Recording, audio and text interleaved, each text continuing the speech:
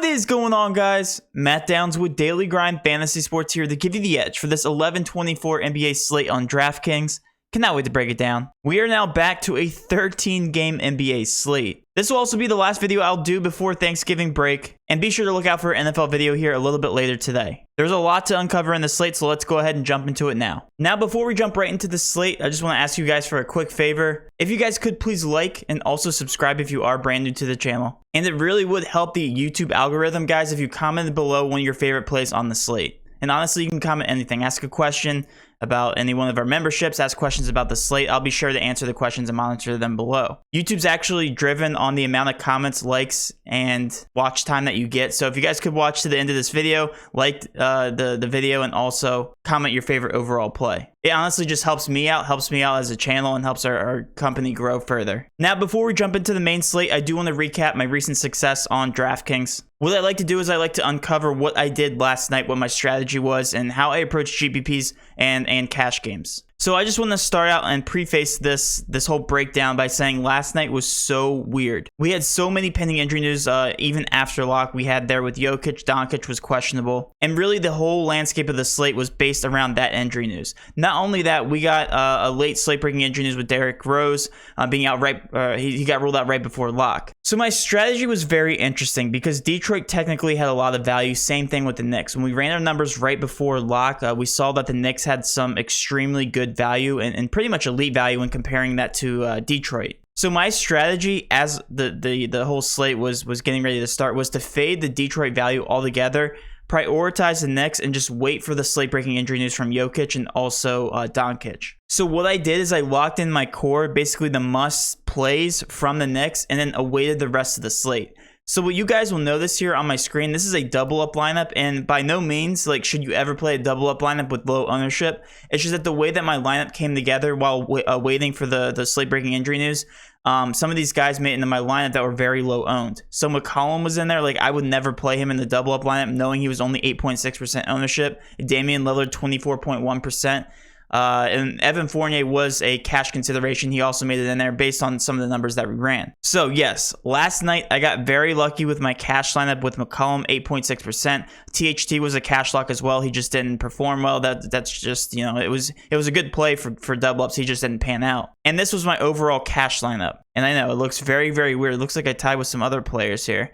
It looks like Julius Randle was also carrying a decent amount of ownership from the Knicks. RJ Barrett was another guy that was carrying a decent amount of ownership. But I wanted the extremely good value whether Jokic or Doncic got ruled out, mainly in GPPs, which is what I did here. I'll switch over to my GPP lineups here in a second. So here are each one of my GPP lineups. We'll go ahead and go lineup by lineup, and it looks like this GPP lineup actually outscored my double up. So after slate lock, again, we utilized the late swap priority list. I believe you guys can see this. Yes, you can. And we prioritized Aaron Gordon, Barton, Monty Morris. Reggie Jackson was on the list because he also rated very well on our sheet. But what we do is we prioritize the name by value based on who you should be pivoting to in your late swap your late swap lineups. So what you're doing is you're grabbing the extreme value, using that as leverage. So all the guys that play the Detroit players, you're basically leveraging yourself against those lineups. And fortunately for the Detroit guys, they all flop. So that was my strategy going into the slate, is like I took the value with the Knicks, the elite value, of course. And then I moved on to the late swap priority list and prioritized my Denver guys over the rest of the other guys that were later on in the slate. As you can see, they all pretty much flopped. Like Aaron Gordon at 6.7K, 18.75 points, actually didn't do well. Monty Morris hit value, whatever. And I believe Barton did, like, he just finished under value as well. Regardless, the whole point of doing this for GBPs and late swapping is to leverage yourself. And because Detroit flopped so much, like all their players did, they all saw Kate Cunningham like less than 2 times value. I still leveraged myself and did very well when comparing myself to those lineups. So even though on the surface it looks like I did bad, I actually made a very sharp choice here and did very well in GBPs because of that. Now I doubled up in 2 of my 3 GPPs, and I doubled up in my double up. So I made like $30 overall because I only put down like $50. But regardless, like that's what you have to do. Be very aggressive in your stances and the value just looked fantastic, and they just didn't end up playing like the last 5 minutes of the fourth quarter. So who knows what they would have done after that, and I probably would have done better in GPPs if they did play. But that's why I always preach late swapping is your best friend, especially in NBA, because you can late swap off of some of these players, use the leverage, and basically bank on one of those players getting ruled out, because it's the NBA. It's crazy, and especially for this 13-game slate, and then make those sharp decisions. So I'll show you my other GPP line just to prove to you guys that I did prioritize the Denver guys. So if you guys take a look here, Aaron Gordon, Will Barton was in there, 31 points. And then honestly, just McCollum happened to fit a lot of my builds. I did get kind of lucky there. But nonetheless, that's how I did last night. I cashed in 2 of the 3 GPPs, and I cashed in my double up. So I was profitable overall. Pretty much you're looking for a takedown opportunity every single night. And in order to do that, you have to take aggressive stances, make your late swaps, and take advantage of the ownership where you can. But enough of last night. I'm sure you guys are sick of hearing that if you did poorly. It was just an interesting slate as a whole. This one will also be interesting because we're pending a lot of injury news. And I wouldn't say a lot of it is significant, but I wouldn't be surprised if we had a slate-breaking injury news stud player get ruled out here, because generally that's what happens here when you have 13 games on the slate. But let's go with what we know as of right now here with Phoenix. We have Nather. He is questionable. Kaminsky and Sarge continue to be out, so DeAndre Ayton does continue to get the boost in minutes. He's projected about 34 minutes as of right now. We will visit that picture here in a little bit. Here with Cleveland, Darius Garland is questionable. If he does play, that's obviously going to shake some things up. If he doesn't play, then a lot of these minutes are going to be shifted around to some of these guards here with Cleveland. With the Lakers, we have Ariza and Nunn out. Doesn't really impact that picture too much. And Karis LeVert is actually questionable here for the Pacers. The price tags have been adjusted to him being on the court. So that will be interesting. If he is ruled out, then yes, we're going to have to be paying a little bit of attention here to the Indiana Pacers. Charlotte, nothing going on there. PJ Washington has been out for a bit. But Orlando actually has the biggest piece of injury news here. To start the slate, Cole Anthony is out. We know he is a usage monster. Does play a lot of minutes here and has been one of their better players here to start the season. Fultz, Williams, Isaac, and more are all out for them. With Brooklyn, we have Bruce Brown, Claxton, Joe Harris, and Kyrie Irving out. They have been out for a while. However, the price tags still haven't come up on some of these Brooklyn Nets. As you can imagine, a lot of these minutes will be going to some of the bigs here.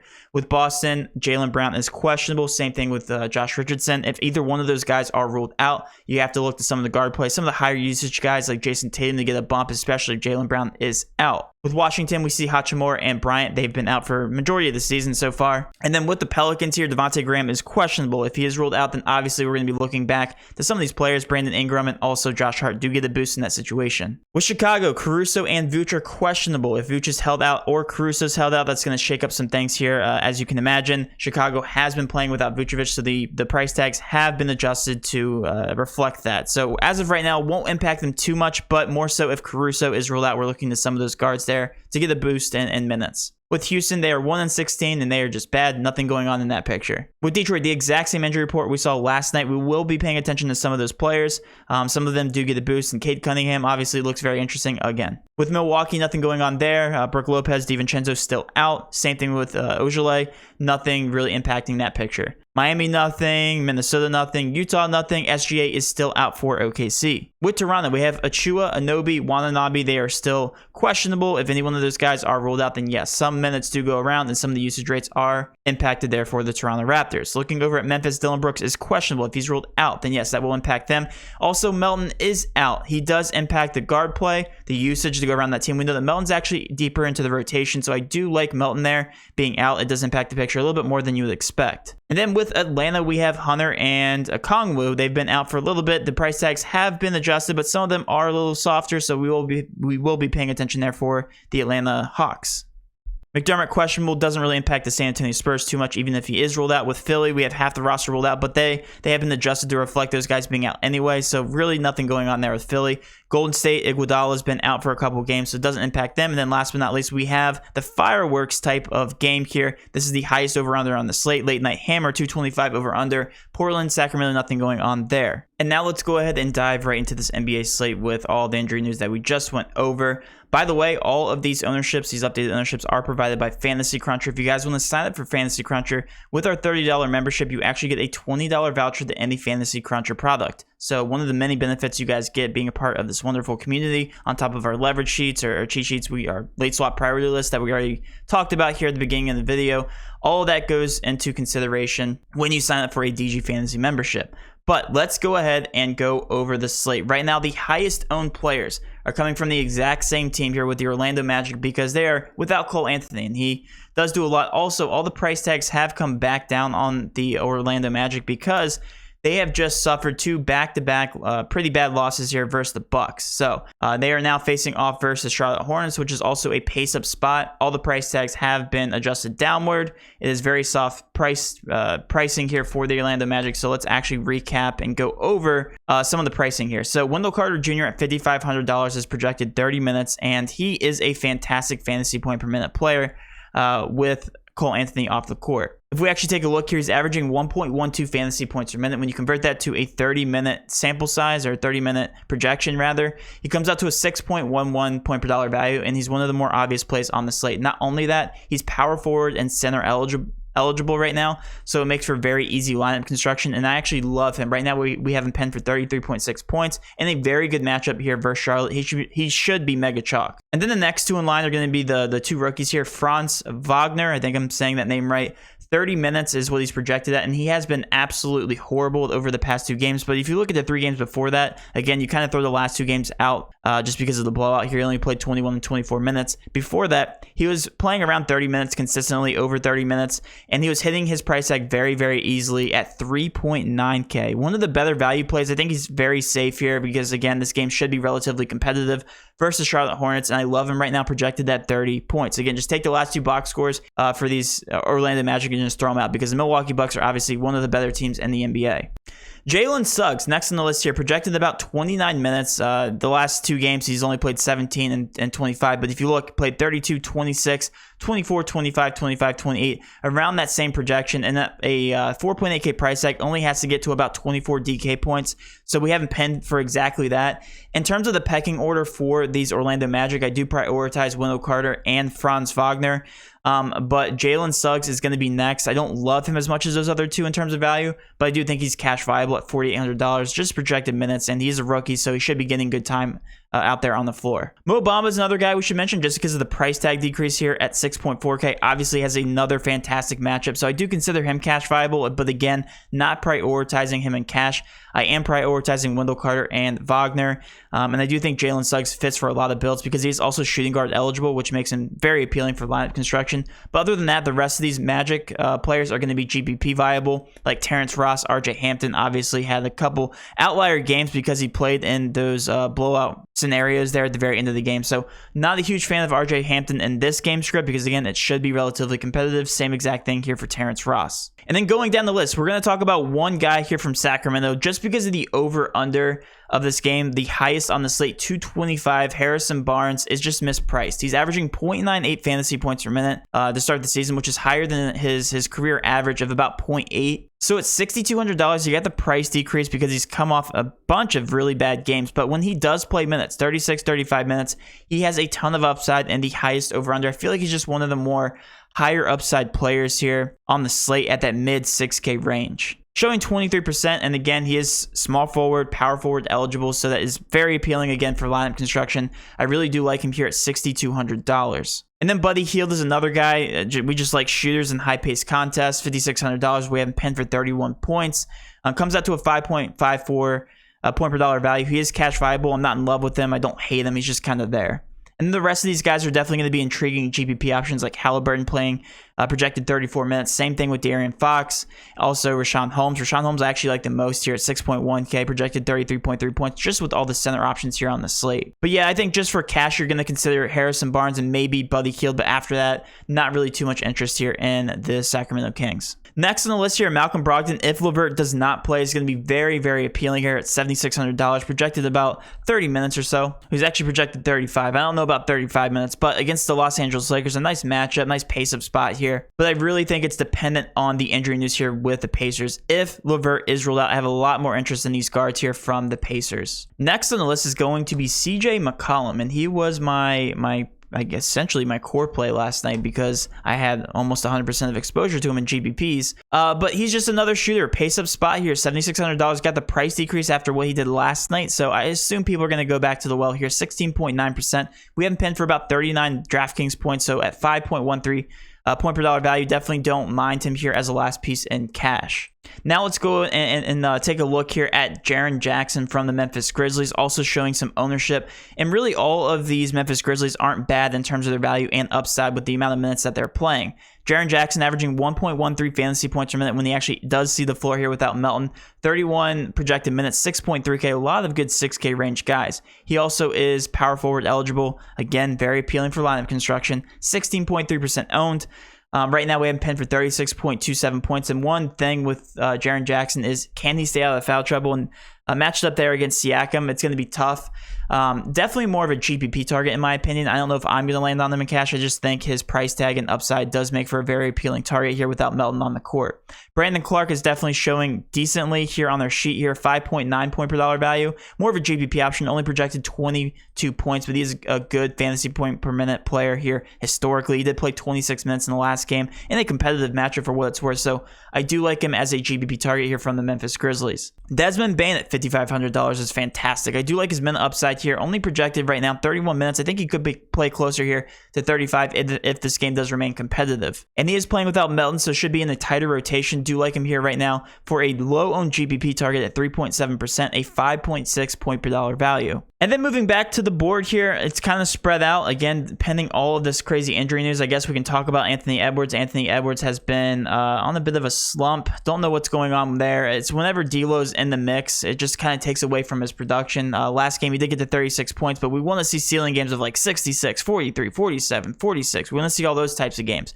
Right now, he's just a decent point per dollar value and not in the best matchup. So I'm not a huge fan of Anthony Edwards, or really this team as a whole, just because of this bad matchup. They're only projected to score 106 points, which is far below their season average. Just at a 5.11 point per dollar value, just makes for an interesting last target, only because he's shooting guard and small forward eligible. Again, making for a very easy lineup construction. And then last but not least, we'll go ahead and move over to the OKC team. How does this team benefit without SGA? Not too much. Against Utah, they're only projected 99 points, so I wouldn't go crazy with this. Josh Giddey makes for an interesting last piece. Obviously, did very, very well without SGA, and you can only assume he's going to be the primary ball handler and scorer here for this team with him off the court. So it comes out to a 5.48 point per dollar value. I don't think you necessarily need him. Again, Utah is the best defensive team in the NBA historically, at least has been over the past couple seasons. 15.3% owned. Same thing with Lou Dort. I did have him in my cash build, but at 5.1K, definitely don't like him as much as I do here in this slate. But yeah, I think Josh Giddey makes for a last cash option. And like I said, guys, there's a lot of pending injury news here to kind of shake up the slate. More so, I want to see if there's any studs being rolled out. Guys like Jaylen Brown will definitely shake up the slate. And that will pretty much be it. Let's go ahead and go over my favorite value plays. Let's see how many guys are flying under the radar. One guy I do want to talk about, LaMarcus Aldridge. If we take here a look at the Brooklyn usage, Kyrie Irving, Joe Harris, Bruce Brown, and Claxton off the court.